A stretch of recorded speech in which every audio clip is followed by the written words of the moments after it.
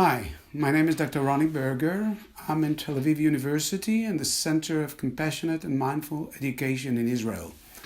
And my talk today will be on reducing outgroup prejudice among youth with mindfulness and compassion-based program.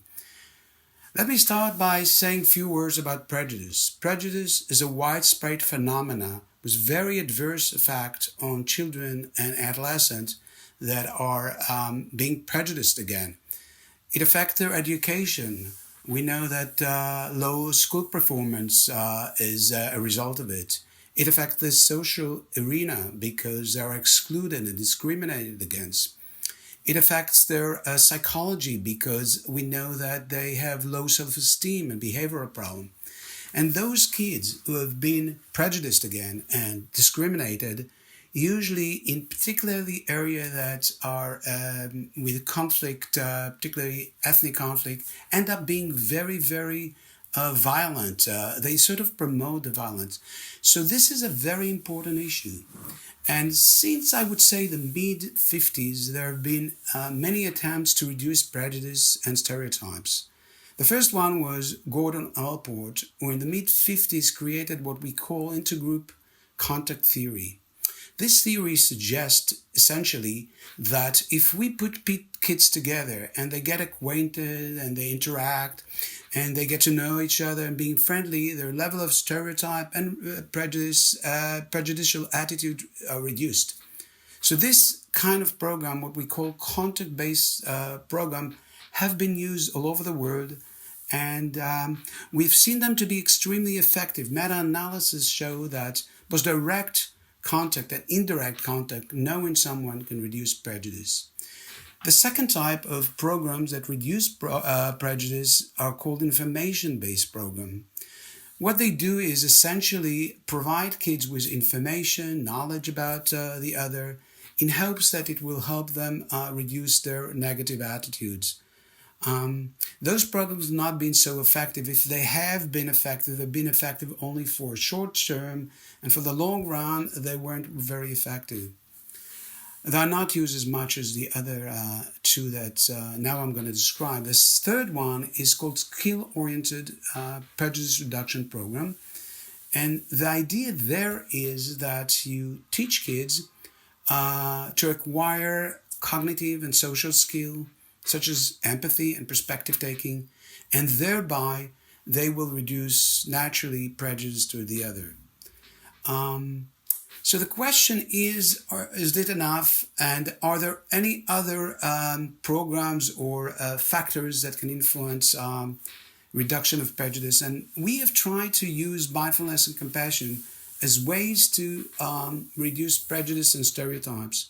The question is, why would mindfulness and compassion practices would do that? Well, the first thing is mindfulness is essentially paying attention to the present moment intentionally and non-judgmentally. Just the fact that it's defined as non-judgmentally by Jon Kabat-Zinn suggests that even our attitudes shouldn't be as judgmental. We know that people who practice mindfulness, their abilities to observe the perception of others non-judgmentally free them from entrenched patterns of thought and attitude. In other words, they have a space where they examine their belief and that they're free to choose other opinions. As far as compassion goes, essentially compassion is cultivating positive attitudes towards others. For example, the compassion meditation of metta in Pali, which is in English, loving kindness, what we do there is we repeat wishes for well-being for those who are close to us, for those who are our acquaintance, and also for those we do not like, and even our enemies. In so doing, we certainly would include them in the kindness that we spare out, not only to our friends, but also to our enemies. So this practice seemed to be also effective, potentially, in reducing prejudice. Finally, the other framework which I think can help us understand why mindfulness and compassion could help reduce prejudice is what Barbara Fredrickson suggested. It's called broaden and build theory. She suggests that contemplative practices such as mindfulness and compassion that brings positive emotion to us broadens one's emotional and cognitive abilities in terms of them being more flexible and open-minded. And if they're more flexible and open-minded, they can really shift their view about the others as well. So those frame of reference, or those frame of theoretical framework, can help us understand why potentially mindfulness and compassion program could be helpful. And indeed, if we look at studies that examine the efficacy of those programs, there were very few. Some of them have used brief mindfulness programs, 7 minutes, 10 minutes program, trying to reduce prejudice against race, gender, females, or age, old people. And they have shown some promise, but they have not been effective for the long run. Some of them have not used even follow-up, so we don't know if those changes maintain over time. There have been few programs that use loving kindness, the compassion meditation. There we see more promise because some of them have used short-term follow-up and they've seen changes in terms of outgroup prejudice against race and even against some political parties, stuff of that nature. The dilemma with those studies, however, was that first of all, they were only adult studies. We never had children studies. This is the first study that we have done about children to see if we can reduce their prejudice. And they also didn't use follow-up, as I say, so we don't know to what extent these changes were just temporary or maintained over time. Many of them used laboratory studies and not really field studies, so we don't know if in the field people really can change their attitudes towards others, particularly if we talk about violent ethnic conflict where these patterns of thought, this prejudicial attitudes are very entrenched and very hard to change.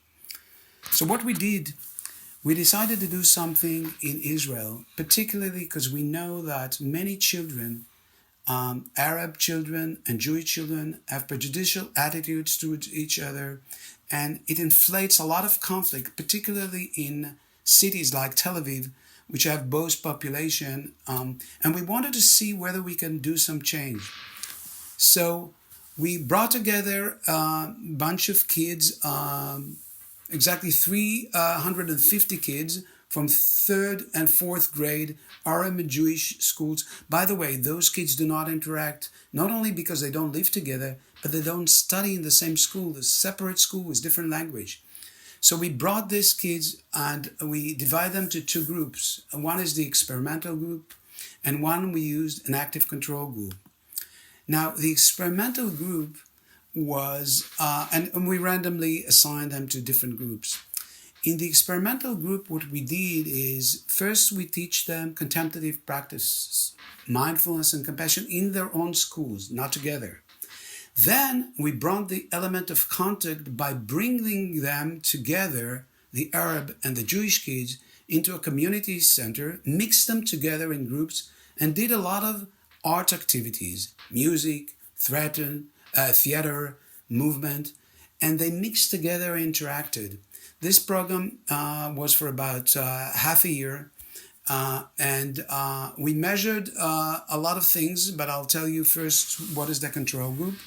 The control group was a psychoeducational program of empathy done by the Ministry of Education. This is not a very effective practice because it's more lectures. It's not experiential exercises. So in terms of the measures, what we did after we had done this program, we took 3 measures: before the program, at the end of the program, and we also took a follow-up of 15 months. Now, it's very important to understand that in 15 months, things on the ground happen. We still have military clashes, we still have very terror activities, and those invariably influence the kids. So we wanted to see if the program really holds its benefits, if it does, after 15 months. The measures that we took were 3. We first wanted to know the perception of the others, stereotypes, whether they feel the other kids are good or bad, social or unsociable, smart and stupid, clean and dirty, etc. The second type of measure, we took what we called emotional prejudice. We wanted to know whether kids feel kind towards the other, hate the other, fear the other, etc. So we asked them a question about that. And the third type of measure that we took was, and in my mind very important, readiness for social context. What we wanted to find out whether kids in both groups that do not interact normally are willing to engage in social activities such as play, study, invite people to their house, being guests in the other houses, etc., etc.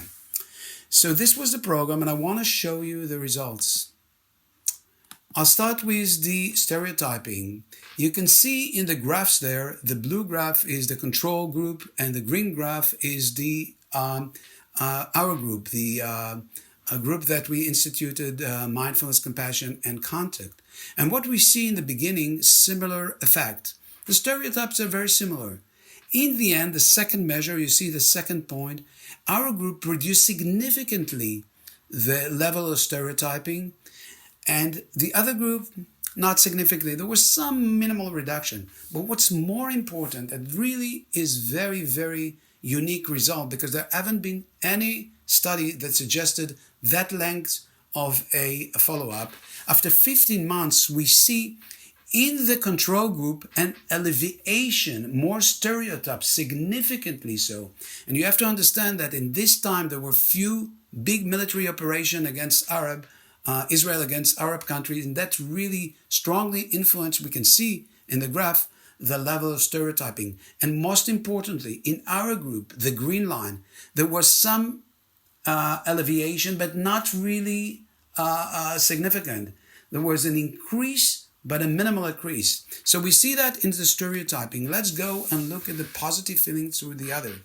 So we see in the blue line, the control group, no effect at all, similar things, and a strong reduction, very strong reduction after 15 months follow-up. In our group, there is an increase, a significant increase in positive feeling after the program, and a small decrease, not significant, thereafter. So the results there of emotional prejudice were maintained after 15 months. And the same pattern happened with willingness to engage in social activities.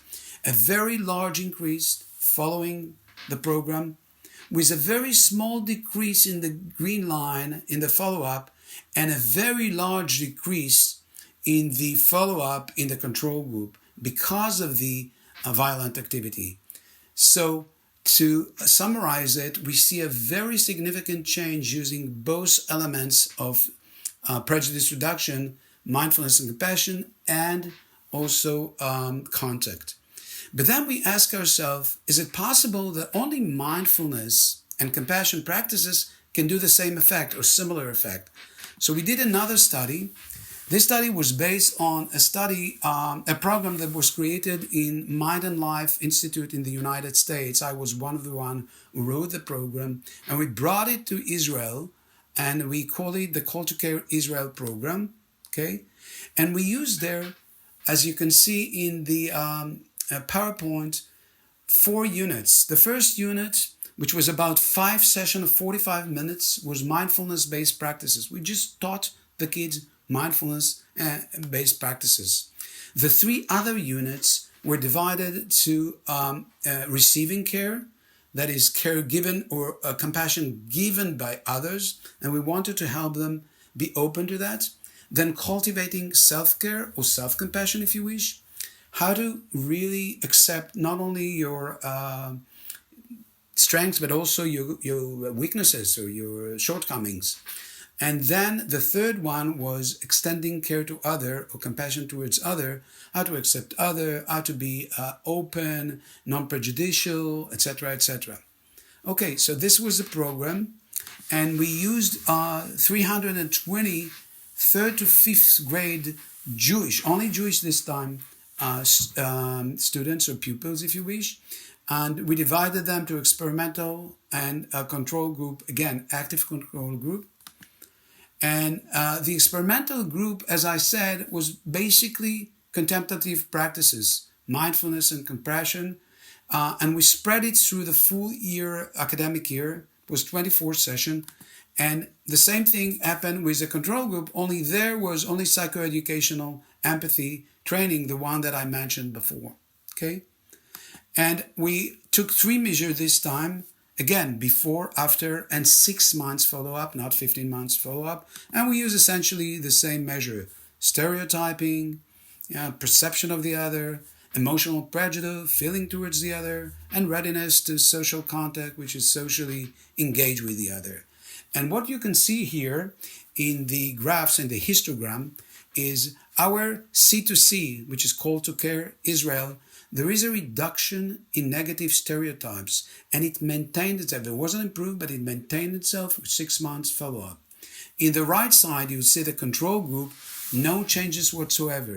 Okay, so stereotype was significantly changed in our group. We go now to the emotional prejudice. Same thing on the left side is our histogram, and we can see a reduction in negative feelings in our group, and a bit of an increase from beginning to the end to the follow-up that is significant in the control group. As again, not only do we improve, but also compared to others who are not in the program, there is a more significant improvement because they've increased their negative feelings. And the last part is readiness for social contact. Here too we see an increase in willingness to meet, to play, etc. in our group, but a small decrease, a significant though, in the follow-up. So even in our group, things on the ground really influence kids, and a very, very significant, no improvement in the other control, but very significant decrease in the follow-up, which suggests the same pattern, the things on the ground influence kids. So, with these 2 programs, what we can conclude is the following. Mindfulness and compassion-based programs can effectively reduce prejudicial attitude towards the other, particularly elementary school pupils. These days, we are trying to replicate these results in secondary school pupils and in high school pupils. We assume that it will be similar. Second, this change can be maintained over time following the program. Now, this is the most significant thing, I think, because many programs have done good in the end. There is this wonderful effect when people go to a group, mix together, acquire new skills, but do these skills maintain its effect after time? In our group, we see there is that effect, and that is very significant. One of the unique studies that have shown that. And finally, if we look at mindfulness and compassion-based program, we might suggest that they prove to be effective, and we have to replicate it in other situations for reducing stereotypes, prejudice, discriminatory tendencies among youth who live, and that is very important, in areas affected by war, conflict, and ethnic tension. But I want to stress that stereotypes is not just in conflict area and violent areas. Stereotypes is part of the living. We see our neighbors, and oftentimes we are, not accepting them. We're aggressive towards them. Kids in school, for instance, don't accept kids who are looking differently. Perhaps they're having different weight. Perhaps they are smart and they are interested in computers and not in soccer or football. I think using mindfulness and compassion is extremely important intervention, not just to bring attention, but to accept the other in a fuller sense. And so with that, I would like to invite all of you to explore the possibility of using those techniques and programs to bring well-being, as we call in Buddhist philosophy, common humanity, the acceptance of the other in a general way. And I hope you're able to do it. I will be very glad to share with you the information that we have and to help you construct such program. Thank you.